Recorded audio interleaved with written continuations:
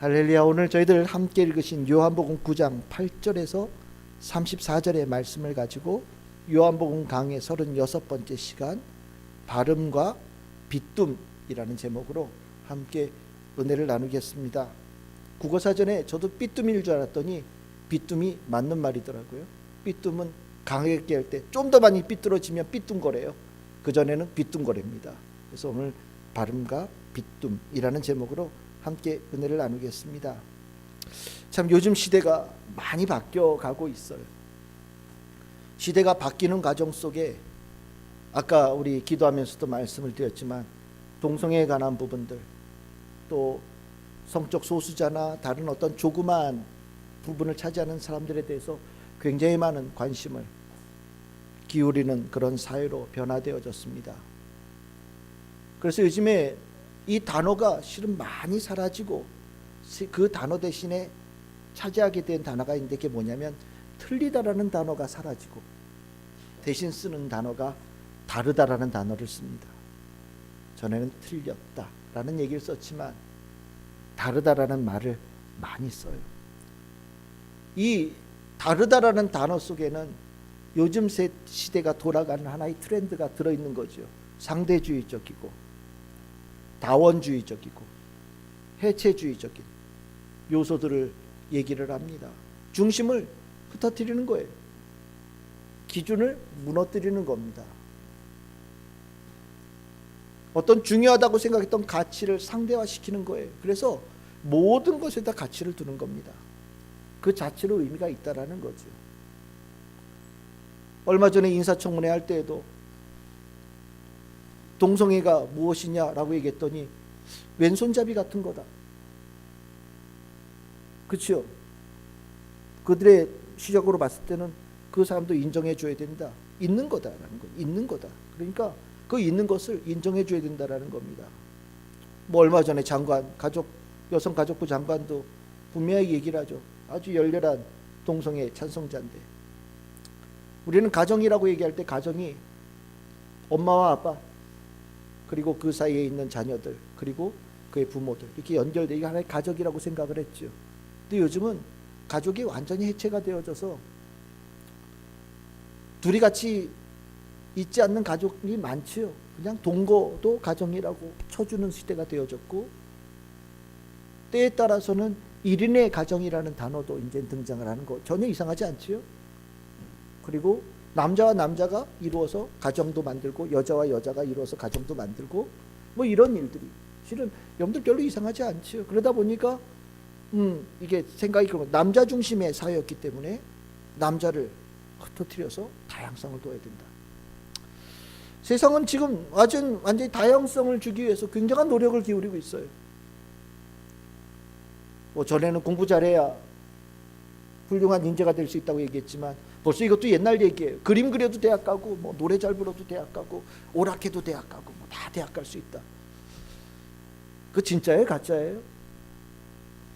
한 20년 지났죠. 그 얘기 나온 지 벌써 한 20년 지났습니다. 근데 반은 맞고 반은 틀려요. 대학은 가요. 근데 대학을 가서 졸업하고 나면 갈 데가 없어요. 여전히 사회에서는 그것만 가지고는 인정해 주지 않아요. 그러니까 반은 맞고 반은 틀린 거예요. 다원주의적인 것들이 계속해서 드러나서 틀리다라는 단어를 없애버리고 그냥 다른 걸로 치부를 해요. 그런데 성경은 그렇지 않아요. 성경은 바른 거에 대한 얘기를 하고 옳은 거에 대한 얘기를 하고 선한 거에 대한 얘기를 하고 가르침이 다르다라고 하는 단어보다는 그것이 틀렸다, 옳은 것이 있다, 바른 것이 있다라는 것을 분명하게 정하지요. 그래서 또한 세상에서는 기독교를 별로 좋아하지 않아요. 왜 너희들만 옳다고 하냐? 너희들의 가르침을 왜 더 중요한 가르침이라고 생각을 하냐? 다른 이야기들도 있는데 그것에 귀를 기울여야 되지 않겠냐? 세상이 볼 때는 기독교는 그리고 교회는 아주 옛날 스타일이고 지나치게 보수적이고 지나치게 꽉 막힌 정말 답답한 곳이라고 생각할지 모르겠어요. 하지만 우리가 하는 이 이야기는 다르다라는 것이 가치를 갖는다라고 아무리 주장을 해도 삐뚤 거는 삐뚤 거예요. 잘못된 건 잘못된 겁니다. 잘못된 것을 옳다라고 바꿀 수 없는 거예요. 다르다라는 건 인정할 수 있지만 다른 것이 옳은 건 아닌 겁니다. 우리가 이 다르다라는 것 신앙 안에 들어오면 삐뚤 것을 그냥 다양한 한가운데 받아들이기 시작하면 정말 신앙이 완전히 다른 곳으로 흘러가서 다른 결과를 만들어요. 우리가 지금 오늘 우리 찬양했죠. 실은 교회에서 전에 찬양은 어땠냐? 피아노에 아니면 올게네 이런 악기들을 동원하지 않고 그냥 한 사람이 나와서 찬송가를 불렀어요. 그랬더니 어떻게 됐어요? 재미없다는 겁니다. 노래가 감동이 없고 맨날 그 노래가 그 노래는 거예요. 찬양이 그러면 안 된다. 그래서 어떻게 됐습니까? 외국에서 들어있는 예배의 스타일을 받아들였죠. 그래서 악기들을 막 동원하고 그리고 그 앞에 정말로 멋있게 차려입은 싱어가 우리가 뭐 말로는 그렇게 찬양 인도자가 말은 찬양 인도자예요. 찬양 인도자가 그 자리에 서서 찬양을 인도하기 시작합니다. 그러면서 예배가 점점 그 찬양에 대한 포지션이 이만큼 커지기 시작했죠. 그런데 그걸 우리는 다르다라고 받아들이고 그것을 실은 적극적으로 수용을 하긴 했지만 여기에 대한 폐해는 실은 기독교 안에 있는 그대로 드러나고 있어요. 이게 뭐냐? 찬양하는 사람이 스타가 되는 거예요. 찬양하는 사람이 스타가 되어져서 하나님께 예배 드리는 거는 별로 그렇게 중요하지 않아요. 오늘 예배 인도자가 누구냐? 찬양 누가 하냐? 그 사람 보기 위해서 예배 가고 그 사람 목소리 듣기 위해서 예배를 가고 문제 있는 거죠. 그러고 나니까 그 찬양 인도자들이 얼마나 타락돼서 따가락으로 떨어진 찬양 인도자가 얼마나 많은지 몰라요. 아마 거의 대부분의 찬양 인도자들이 이 문제에 대해서 가지고 있을 거예요. 예배 공연을 막 들여 넣어요. 드라마도 하고요. 여기서 뭐 무용도 하고요. 다른 것을 막 동원해서 그것도 받아들여서 다양한 것을 받아들이자. 예배가 그러고 났더니 공연이 되어져 가지고요. 성경 그렇지 않아도 읽지 않는데 성경 아무도 안 봐요. 느끼고 가는 거예요. 오늘 재밌었어. 오늘 좋았어. 오늘 신선했어. 그걸로 예배를 드리고 가요. 예배가 신선하고 재밌으면 되는 겁니까? 예배는 그러면 안 돼요. 예배는 신선하고 재밌는 차원으로 끝나서는 안 되는 거예요. 예배는 내가 내 존재의 근원이 변화되어져. 나의 생각이 주의 생각으로 동화되어져 가는. 그래서 바른 진리 가운데 거하게 되어지는 주님께서 주신 축복을 받아 누리는 자리예요. 그런데 다양성이라는 단어를 집어넣고 나니까 이런 일이 벌어지는 거예요. 정말 심각한 거는 기복주의죠. 예배는 하나님이에요. 예수님이에요. 예배는 그런 거예요. 재미없다고요? 나하고 직접적으로 상관이 없다고요? 아니요. 주님께서는 여러분들에게 다 복을 주셔요. 복을 주셔요. 복을 구해서 주시는 것이 아니라 주님께서 우리를 사랑하셔서 복을 주셔요. 그래서 우리는 예배를 드릴 때 주님께 집중해요. 주를 사랑하는 예배를 드리는 거예요. 주님을 기쁘게 생각하고 주님을 내 안에 품어가는 예배를 드려야 돼요. 그런데 누군가는 예배를 드릴 때 에이 그건 당연하잖아. 하나님, 예수님, 성령님, 성경 말씀 거 너무 당연해. 너무 뻔해. 아이 어떻게 그런 예배만 있어. 그래도 오면은 뭘 좀 확실하게 받아가는 예배 있어야 되지 않겠어? 내가 구하는 것 1시간 정도 부르짖고 또 내가 원하는 것 딱 예배를 통해서 직접 딱 줄 수 있는 그런 예배, 이런 다양성도 있어야 되지 않겠습니까? 주장하는 사람들이 생겼어요. 그래서 예배에 우리가 집회라고 하는, 집회, 예배라고 얘기하기도 스스로 그런 거예요. 그러니까 집회라고 하는 스타일의 교회 안에 모임들이 생기기 시작했어요. 근데 그것 때문에 어떤 일이 벌어졌습니까? 교회 안에 세속화가 일어난 거예요. 교회가 세속화되어지고 나면 교회는 가치가 없어요. 세속화되어지고 나면 교회야말로 제일 재미없는 곳이에요. 즐거움을 내서 교회를 다녔다? 교회에서 즐거움을 줬어요. 얼마나 즐거움을 줘요? 세상에는 그보다 훨씬 더 진한 즐거움이 얼마나 많은데, 교회에서 돈에 관한 것으로 내 통장을 채워줄 수 있는 뭔가를 해요? 아유, 여기서 이러고 있느니 차라리 어디가 다단계 가서 수업 듣는 게 훨씬 나아요. 재미없죠. 그래서 세속화가 되어지고 나면 교회가 다 떠나는 거예요. 교회가 회파가 되어지고 해체가 되어지는 일들이 일어났어요. 우리가 처음에는 몰랐어요. 그것도 다양성이라고 봤어요. 그런데 조금 삐딱한 것들이 시간이 한참 지나고 나니까 엄청나게 다른 결과를 가져오는 거예요. 바른 신앙을 가지고 가는 것과 삐뚤 신앙을 가지고 가는 이 조그마한 차이의 차이가 20년 30년이 지나고 났더니 엄청난 차이를 가져왔다는 것을 우리는 삶 속에서 이미 경험하고 있거든요. 우리가 예배를 드리면서 바르게 예배를 드려야 된다는 것, 실은 이거는 굉장히 중요한 겁니다. 주님 앞에 바른 자세를 가지고 주님 앞에 나아간다는 거 굉장히 중요한 거예요. 오늘 읽은 본문 이 9장에 나와 있는 이 이야기, 우리 지난주에 나누었죠. 어떤 사람이 나왔어요? 태생소경이라고. 그냥 길게 이게 귀찮으니까 태생소경. 날 때부터 한 번도 눈 떠본 적이 없는 사람이 나와요. 근데 예수님께서 그를 고쳐주셨죠. 사건이에요. 엄청난 사건이죠. 6번째, 요한복음에 나와 있는 6번째 표적이에요. 앞에 표적이 뭐가 있었죠? 첫 번째가 뭐였습니까? 가나의 혼인잔치, 포도주 바꾸는 거. 두 번째는요, 왕의 신하의 아들이 고침을 받는 사건. 세 번째는요, 베데스다 연못에서 몇 년이요? 38년 된 병자가 고침을 받는 사건. 네 번째는요, 오병이어의 기적이 일어나는 게 네 번째. 다섯 번째는요, 바다에서 풍랑이 잔잔하게 되어지는 표적. 그리고 오늘 지난주에 우리 나누었던 표적 뭐요? 태생소경이 눈 뜨는 표적. 6번째 표적. 그러면 하이라이트 마지막 7번째 표적은 뭐가 되겠습니까? 죽은 나사로가 살아나는 거죠. 죽은 나사로가 살아나는 게 요한복음에 있는 7개 표적이에요. 그 중에 우리가 오늘 6번째를 다루는 거 표적이에요. 쇼킹한 사건이라는 겁니다. 이 쇼킹한 사건이 엄청난 반향을 일으켰어요. 그 반향을 나온 게 오늘 읽었던 본문이에요. 9장 전체가 이 사건에 대해서 사람들이 어떻게 반응했냐라는 거거든요. 이 반응의 과정 속에서 실은 극과 극의 차이를 가지고 와요. 여러분들 태생소경 잘 생각해 보세요. 이 사람 오늘 눈 뜰 줄 알고 나왔나요? 원래 태어날 때부터 몇 살인지는 잘 모르겠어요. 태생소경인데 나중에 부모가 나오는 거 보니까 아마도 유대인들은 12살 넘어가면은 성인이라고 치거든요. 그러니까 나이가 20대 이상 가지 않았을 것 같아요. 제 생각에 상상이에요. 아마 10대쯤 되어진, 10대 한 중반쯤 되어진 아이일 가능성이 상당히 높아 보여요. 제 생각엔 그래요. 그러니까 부모를 데리고 와서 이렇게 증인으로 삼지 않을까. 제 생각엔 그래요. 어쨌든 이 친구 안식일 아침에 아무 생각 없이 나온 거예요. 늘 그렇듯이 한 번도 본 적이 없으니까. 자기가 뭐 고쳐달라고 오늘 개안 수술 10명인데 선착순 10명 누가 할 사람 뭐 손 들었나요? 아니에요. 예수님께서 오늘 눈 뜨고 싶은 사람 그랬더니 손 든 것도 아니에요. 자기는 가만히 있었어요. 정말 가만히 있었어요. 오는지도 몰랐어요. 그냥.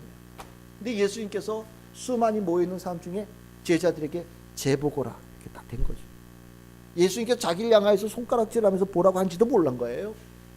네, 쟤를 봐라. 그 순간에 정말 생각지도 못했던 갑작스러운 일을 당한 거죠. 정말 갑작스러운 거예요. 갑작스러운 거예요. 주님께서 준비되어지지 않은 사람에게 갑작스럽게 은혜를 주셨어요. 그러면 이 태생소경만 갑작스럽냐? 아니에요. 아까 우리 읽을 때 본문에 이런 얘기 있었죠. 32절에 보면 이런 얘기 나옵니다. 창세 이후로 맹인으로 난 자의 눈을 뜨게 하였다는 기록이 없다. 성경이에요. 뭐 문둥병이 나왔어요. 뭐 다리 뭐 부러진 사람 뭐 나왔어요. 뭐 여러 얘기가 있지만 참 신기하게도 태생소경이 눈 떴다라는 기록은 없어요. 눈 뜨는 거는 완전히 하나님의 영역입니다. 완전히 하나님의 영역이에요. 그러니까 태생소경이 눈 떴다라는 이 사건에 눈 뜬 그 본인도 놀랐지만 그 사건을 본 그 사건 옆에서 지금 지켜보는 사람들도 깜짝 놀란 거예요. 우주가 탄생한 이후로 처음 일어난 사건이거든요. 엄청나게 깜짝 놀란 사건. 똑같아요. 입장이요. 눈 뜬 애도 또 놀랬고 눈 뜬 거 본 사람도 놀랬고. 그런데 이 똑같이 갑작스럽게 경험한 이 놀라운 표적에 대해서 나중에 이 이야기가 쭉 진행되어지는 과정 속에 완전히 다른 결론을 낸다는 거죠. 뭐가 그러면 이 둘 사이를 그렇게 극명하게 나누었느냐? 바로 주의 앞에 나오는 그 자세의 차이가 이 둘의 아주 극명한 차이를 가져왔다고 저는 생각을 해요. 오늘 읽은 본문 다 읽지 않았지만 4가지의 이야기가 나와요. 8절에서 12절까지는 그 눈뜬 태생소경이 이웃 사람들을 만났어요. 이웃 사람을 만나서 있는 이야기. 그 다음에 13절에서 17절은 그 이웃 사람들이 하도 놀래가지고 이 태생성이 눈뜬 친구를 데리고 누구한테 갔냐? 동네에서 가장 똑똑하다고 생각하는 바리새인들에게 데리고 갔어요. 그래서 또 이야기가 있어요. 그리고 난 다음에 어떻게 했냐?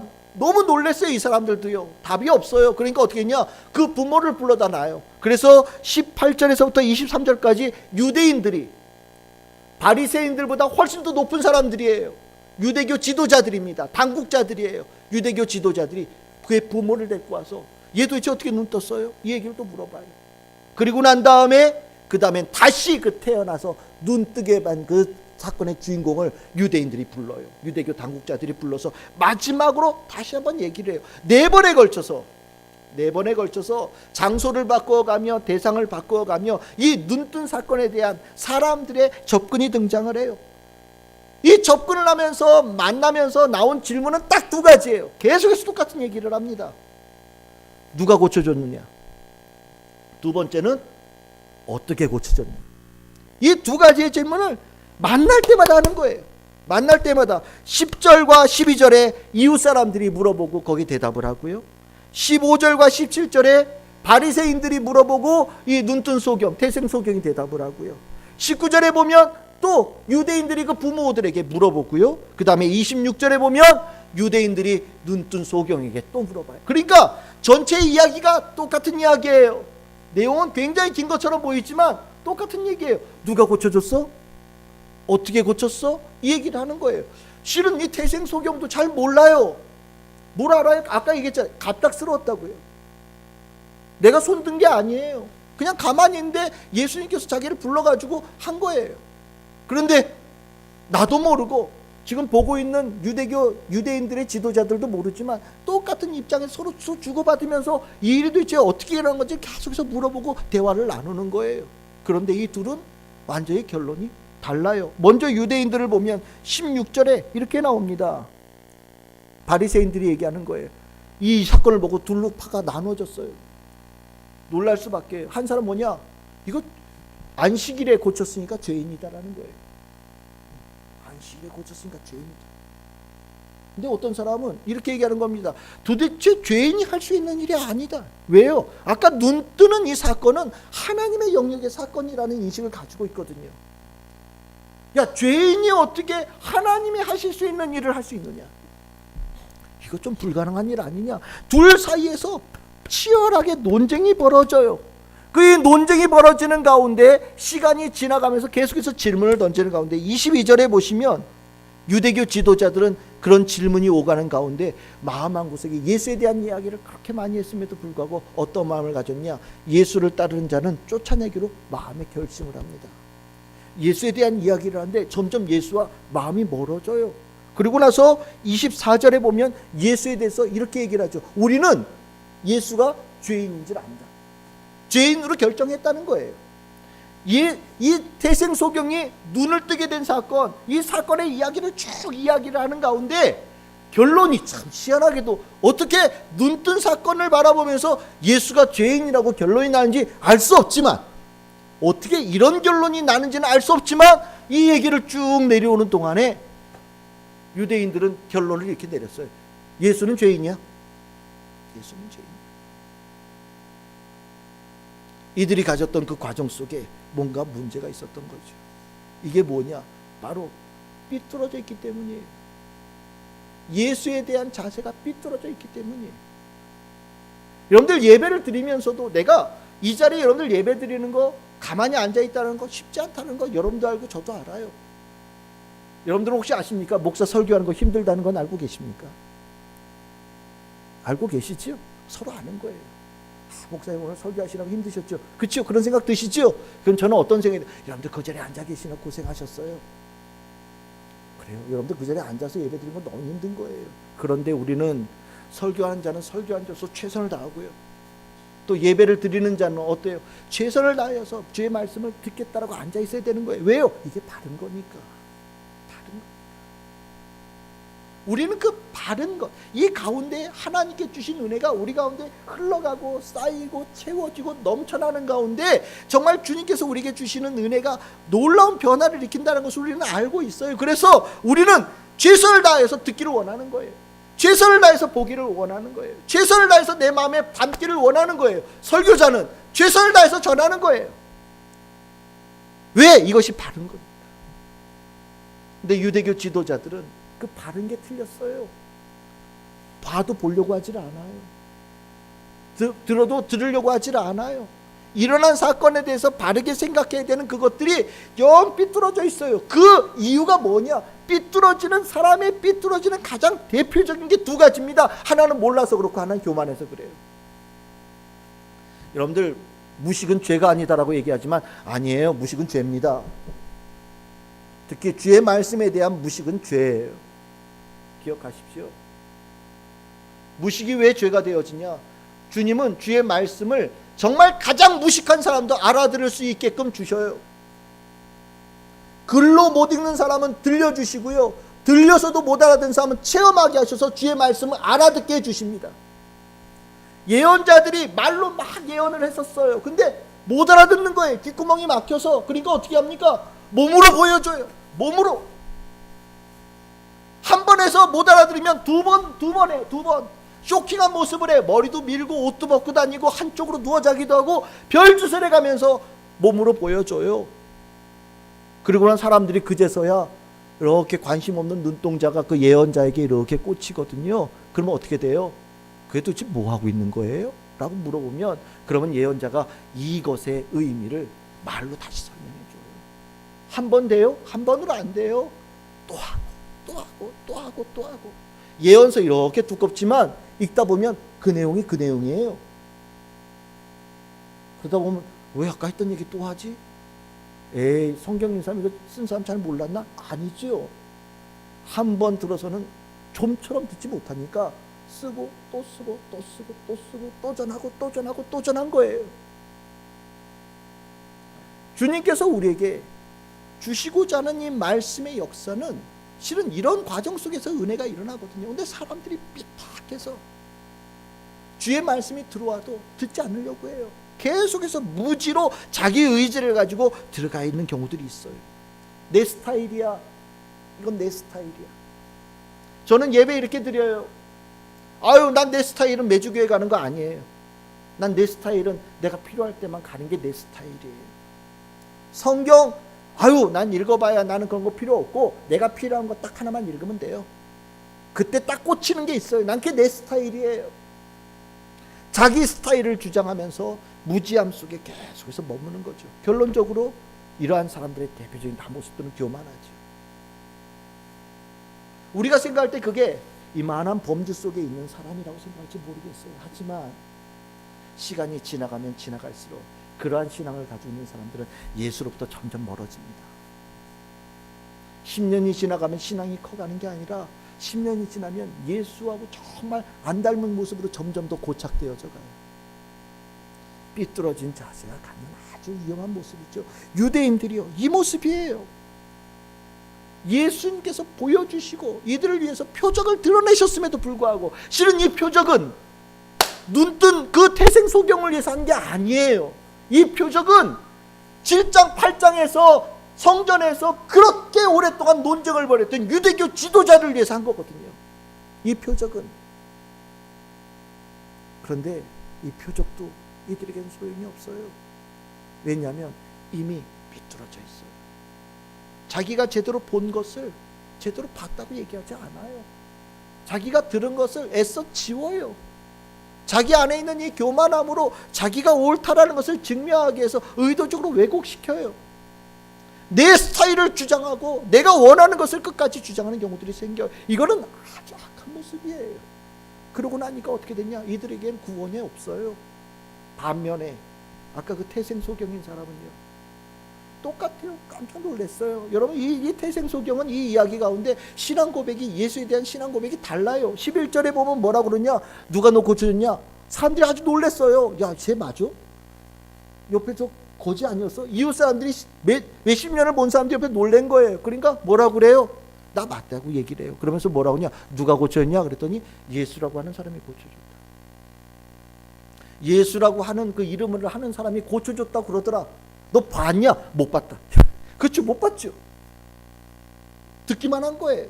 예수라고 하는 그 사람, 예수라고 그러대 나보고 하는 사람이 똑같이 몰라요. 그런데 나중에 바리새인들 앞에 가서는 조금 더 구체적이 되어집니다. 15절에 보면 이렇게 얘기해요. 그 사람이 진흙을 이겨가지고 내 눈에다 붙여서 치료해 주었다라는 거예요. 무슨 소리입니까? 예수라고 하는 그 사람이 뭘로 연결되어지는 거예요? 치료자라는 겁니다. 치료자. 조금 더 발전된 거예요. 아까 그 내용과 거의 같은 내용이지만 조금 더 발전되어진 거예요. 그 다음으로 발전되어지면 그냥 17절에 가면 이런 얘기를 합니다. 바리새인들, 그건 넌 누구라고 생각하냐? 우리는 모르겠다는 거예요. 아까 얘기했잖아요. 16절에 누구는 죄인이라고, 예수를 죄인이라고, 누구는 죄인으로서 그런 일을 할 수 없다고 스스로 의견이 막 분분해요. 바리새인들 나름 똑똑하다고 생각하는 사람들이 결론을 내지를 못해요. 그런데 이 태생소경은 그렇게 다 의견이 분분한 똑똑한 사람들 앞에서 분명하게 얘기를 하잖아요. 뭐라고요? 예수는 선지자다. 예수 선지자다. 와, 입장이 역전된 겁니다. 똑똑했다고 생각했던 사람들은 모르고 있는데 학교 한 번도 아니었던 사람들은 지금 선지자로 분명히 얘기하는 거예요. 그리고 나서 32절에서 33절에 가면 이 사람이 예수에 대한 고백이 다르지요. 이런 일을 한 사람은 아무나 할 수 있는 게 아니다. 하나님만이 하실 수 있는 일이다. 그러니까 어떻게 했냐? 예수는 하나님께서 보내신 분 맞다. 얼마나 발전이 되어졌어요? 갑작스러운 은혜를 입어서 갑자기 눈이 떠졌어요.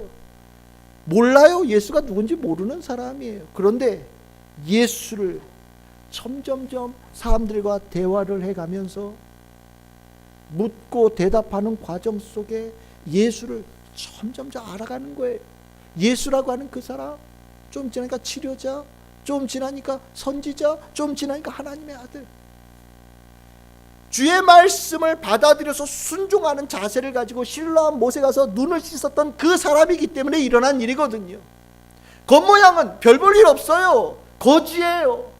한 번도 뭘 배워본 적도 없는 사람이에요. 하지만 그의 순종의 이 바른 자세가 한 번 대화가 되어질수록 그 말씀이 습수가 되어지기 시작하면서 이 안에서 살이 되어지고 뼈가 되어지고 생명이 되는 거예요. 그러면서 이 안에서 예수를 알아가는 폭이 날마다 넓어지는 거죠. 바른 자세로 주님을 만나면 이렇게 놀라운 변화가 일어서 성장이 이루어져 가요. 다른 게 아니에요. 이 자세 하나예요. 주의 말씀 앞에 내가 순종하며 받아들이겠다는 자세를 가졌느냐, 아니면 교만함으로 시끄러, 내 스타일대로 갈 거야 라고 생각하는 삐뚤 모습이냐. 정말 이 바른 것과 삐뚤 것이 처음에 시작할 때는 한 1도쯤 차이 난다고 보시면 돼요. 하지만 10년이 지나고 20년이 지나면 엄청난 간격이 벌어지고, 오늘 읽었던 본문은 실은 8절에서부터 34절까지 내려오는 이 과정 속에 실은 엄청난 차이가 나타나는 것을 우리는 보고 있잖아요. 여러분들, 주님께서 우리에게 변화를 주시면 실은 주님 안에서 바른 신앙으로 성장이 되어지면 놀라운 변화가 일어나요. 사람들은 다 컴플렉스가 있습니다. 누구는, 어떤 심리학자는 그 얘기도 하더라고요. 사람은 컴플렉스 때문에 산다는 거예요. 그 컴플렉스를 극복하려고. 여러분들 혹시 컴플렉스가 뭐가 있으셔요? 네? 컴플렉스가 뭐가 있으셔요? 우리 딸아이가 물어보더라고요. 아빠는 컴플렉스가 뭐야? 말 못하지요. 그렇죠? 말 못하지요. 그럴 때마다 하는 소리죠. 없어? 없어 얘기해요. 근데 사람들 다 컴플렉스 있어요. 뭔가 있어요. 그 컴플렉스 어떻게 극복하십니까? 어떻게 극복하셔요? 누구는 그것 때문에 좌절하고, 그것 때문에 인생 비관하고 살아가는 사람도 있어요. 누구는 그걸 극복하기 위해서 엄청난 노력을 하는 사람도 있죠. 하지만 진짜 컴플렉스의 극복은 오직 딱 하나예요. 주의 은혜를 입어야 돼요. 여기 눈이 밝아졌다는 게 무엇을 얘기하겠습니까? 단순히 눈 떠진 거예요? 아니에요. 사람이 근원적으로 변화되어진 거예요. 눈은요, 그 사람 자체를 얘기하거든요. 인생이 변한 거예요. 어두운 인생에서 밝은 인생으로 바뀐 거예요. 죽어가는 인생에서 생명이 넘치는 인생으로 바뀌는 걸 얘기하는 겁니다. 그러면 인생 바꾸는 거 누가 하셔요? 주님밖에 못하는 거예요. 사람이 사람을 변화시킬 수 있느냐? 못 변화시켜요. 여러분들 살아봐서 알잖아요. 결혼 20년 됐는데 내 남편, 내 아내 변했다. 내가 원하는 모습은 이 모양이라서 내가 20년 동안 조련해가지고 이렇게 바꿔놨다. 자신 있게 얘기할 수 있는 사람이 있어요? 좀 이따 보세요. 우리를 탈출하는 그 모습을 또 볼 테니까. 안 변해요. 사람은요, 사람이 사람을 변화시킬 수가 없어요. 그게 익숙해진 것처럼 사는 것뿐이지, 자기가 기회되어지고 나면 도로 그 원모습으로 돌아가는 게 인생입니다. 왜요? 이 안에 있는 죄성이 그렇게 끈질겨요. 뿌리가 깊어요. 아주 강력한 힘을 가지고 있어요. 권세를 가지고 있거든요. 그런데 참 놀랍게도 우리를 만든 그분은 우리가 변화되어질 수 있는 능력을 가지고 계셔요. 우리를 변화시켜 주세요. 그분만이 하실 수 있는 일이에요. 이 태생소경 보세요. 주님 만나가지고 얼마나 변했느냐. 와우, 엄청나게 당당해요. 야, 너 옛날에 그지 아니냐? 여러분들 같으면 어떻게 하겠어요? 어우, 사람 잘못 보셨습니다. 뭐 이러실 거 아니에요, 그치요? 야, 너 10년 전에 찌질하지 않았냐? 사람 잘못 보셨습니다. 아마 그럴 거예요. 근데 뭐래 그래요? 나다, 맞다, 내가 그다. 와우, 옛날에 그 모습이 실은 별로 자랑스러울 게 하나도 없는 사람인데 주님을 만나고 나니까 못 봤다라고 하니 컴플렉스가 그를 지배하지 않아요. 나 맞다. 아주 당당한 사람 되어지고 나죠. 다들은 의견이 분분해요. 예수가 죄인인가 아닌가? 의견이 분분할 때, 이 사람 멋지잖아요. 분명하게 자기 의견을 딱 내세워요. 아니, 여러분들 거지가 자기 의견 내세우는 사람 봤어요? 1,000원 주세요, 10,000원 주세요, 이렇게 얘기하면 거지가 아니죠. 그냥 주는 대로 받습니다. 이게 거지잖아요, 그렇죠? 자기 의견을 내세웠던 적이 없는 사람. 왜? 가장 약자니까. 을 중에 을이에요. 근데 이 사람이 예수를 만나고 난 다음에 자기 입을 열어서 다른 사람들이 다 의견이 분분할 때 딱 분명히 얘기를 딱 할 수 있는 사람으로, 아주 당당한 사람으로 변하잖아요, 그렇지요? 그리고 나서 마지막에 보면 아까 24절에 유대인들은 우리는 예수를 죄인이라고 규정했어. 네. 너는 이제 하나님께 영광을 돌려. 예수 부인해. 완전히 부모들이요, 그 사람들 앞에서 얼마나 쫄았는지요. 부모 불러다가 얘기하는 거예요. 네 아들 원래 소경 맞냐 아니냐? 맞아요. 지금 눈 뜬 거 맞냐? 맞아요. 그럼 누가 했냐? 그거는 대답을 못 하겠어요. 저 경험한 애한테 물어보세요. 우리가 그 자리에 없었거든요. 왜 이런 얘기를 해요? 유대인들이 예수 시인하면 출교시키겠다고 결정지었다는 걸 알고 있어요. 그 당시에 분위기가 그랬다는 거예요. 부모들도 그 권세 앞에서 짓눌려가지고 말도 못 꺼내는 상황이에요. 근데 조금 전까지 가장 약자로 있었던 이 태생소경이 와, 얘기를 한마디로 그냥 끝내주잖아요. 예수 어떻게 할 거냐? 그랬더니 세상에, 짧게 물어봤는데 답이 이렇게 길어요. 내가 그 사람이 죄인지는 잘 모르겠고 내가 한 가지 아는 건 눈 떴는데 이 눈 뜨는 일들은 아무나 일어날 수 있는 일이 아니고, 또 내가 알기로는 하나님께서는 신실한 자, 거룩한 자가 기도할 때 부르짖을 때 응답해 주신다는 걸 내가 알고 있기 때문에 나에게 이러한 일을 만드신 그분은 하나님의 뜻에 합당한 분이 확실하다. 니들이 나한테 뭐라고 얘기할지 몰라도 나는 분명하게 얘기할 수 있다. 얼마나 용감해요? 여러분들 세상 살면서 용감하기 쉽지 않아요. 그렇지요? 여러분들 세상 살면서 용감하게 살고 계십니까? 밖에서는 비굴하다 집에만 오면 용감한 사람들도 있어요, 간혹. 예? 집에서는 내가 왕이야. 좀 덜 떨어진 모습이죠, 실은. 용감하기 쉽지 않아요. 돈 앞에서 비굴하고요, 권세 앞에서 비굴하고요, 뭔 좀 있다고 생각되어지는 사람 앞에서 사람이 한없이 위축되어져요. 뭘 주는 것도 아닌데. 근데 예수님 만나면요, 이렇게 용감해져요. 얼마나 멋있어요? 여러분들 기억나십니까? 요한복음 8장 31절 32절. 너희가 내 말에 거하면 제자가 되고, 뭐라고 그랬어요? 진리를 알고 진리가 뭘 한다고요? 자유케 되어진다. 이거예요. 바로 이거예요. 이거예요. 태생소경, 주님의 말씀 한마디 들어갔더니 인생이 완전히 바뀌어져서요, 얼마나 용감하고 당당하고 분명해져서 자유케 되어진 인생인지를 몰라요. 저는요, 우리가 이것이 주님께서 우리에게 원하시는 모습이고요, 우리가 이렇게 살아야 된다고 저는 생각해요. 우리는 바른 것이 있어요. 바른 것이 있음을 알고 있고요. 바른 것 가운데 주의 은혜가 있고요. 그 은혜가 있을 때 우리들의 삶에 자유함의 역사가 일어난다고 저는 분명히 믿습니다. 우리는 그것을 늘 언제나 견지해야 돼요. 삐뚤 거 멋있는 거 아니에요.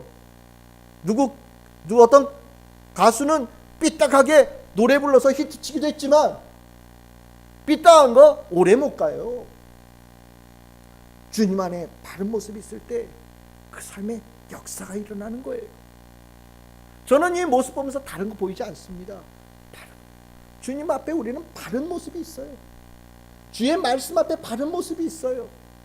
신앙에도 바른 것이 있어요. 진리가 있고요. 옳은 것이 있고 선한 것이 있어요. 누가 규정했냐고요? 하나님께서요. 우리는 그 가운데 길이 있다는 걸 알고 있습니다. 우리는 그 가운데 생명이 있다는 것도 알고 있어요. 우리는 그 가운데 승리하는 인생이 있다는 것도 알고 있어요. 혹시 여러분들 가운데 바르다라는 이 가치에 대해서 혹시 혼란스러워하는 분들이 계시다면 오늘 이 말씀에서 바름에 대한 위대한 가치를 여러분들이 마음속에 심으시기를 바랍니다. 바른 가운데 주의 성령의 역사가 일어납니다. 바른 가운데 우리 참 즐거운 교회가 바른 교회 되어지고 건강한 교회 되어져서 이 땅에서 주의 역사가 우리 교회를 통해서 아름답게 펼쳐나가기를 저는 소망합니다. 여러분들이 그 바른 인생이 되어지고 바른 신앙이 되어질 때 여러분들 가정과 여러분들 직장, 여러분들 일터에서 주님께서 주신 축복은 남다르게 되어져 있어요. 자유케 되어지고 승리하고 세상에 굴복되지 않아서 정말로 주님께서 주신 빛 가운데 살아가는 자의 모습이 여러분들 가운데 나타납니다. 그것을 꿈꾸시기를 바라고 바른 삶 속에서 그 열매들을 맺어가시는 우리 참 즐거운 성도들 다 되시기를 주의 이름으로 축원합니다. 기도하겠습니다.